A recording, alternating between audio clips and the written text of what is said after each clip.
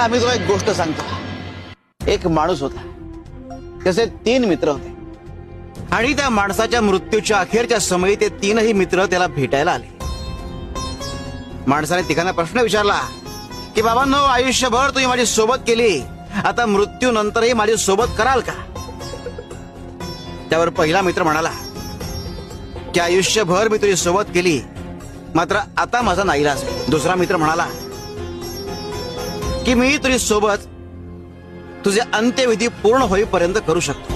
तिसरा मित्र म्हणाला की मी आयुष्यभर तुझी सोबत केली आणि मृत्यूनंतरही मी तुझी सोबत करेन. हे 3 मित्र कोण होते ठाऊक आहे?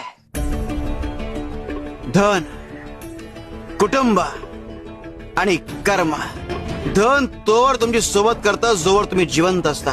कुटुंब तोवर तुमची सोबत करतं जोवर तुमचे अंत्यविधी पूर्ण होत नाही.